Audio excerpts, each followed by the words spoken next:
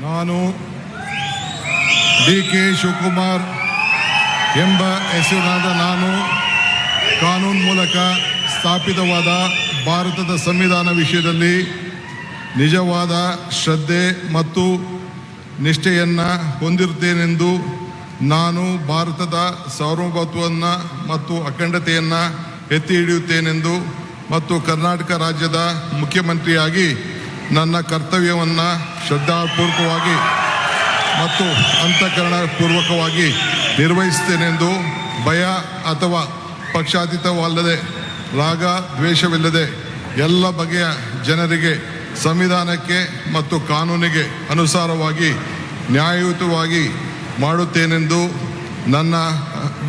ನನ್ನ ಅಜ್ಜ ಗಂಗಾಧರಜ್ಜನ ಹೆಸರಿನಲ್ಲಿ ಪ್ರಮಾಣ ಮಾಡುತ್ತೇನೆ. ಶ್ರದ್ಧಾಪೂರ್ವಕವಾಗಿ ಪ್ರತಿಜ್ಞೆಯನ್ನು ಮಾಡುತ್ತೇನೆ. ಮಾನ್ಯ ಮುಖ್ಯಮಂತ್ರಿಗಳು ಈಗ ಪ್ರಮಾಣ ವಚನಕ್ಕೆ ಸಹಿ ಮಾಡಲಿದ್ದಾರೆ.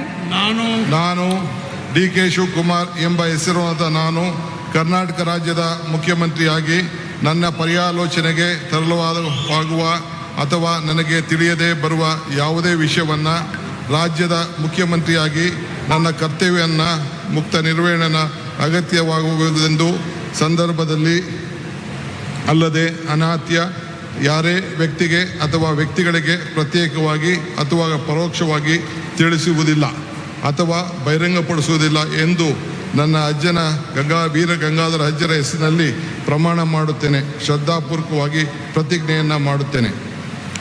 ಧನ್ಯವಾದಗಳು ಸರ್.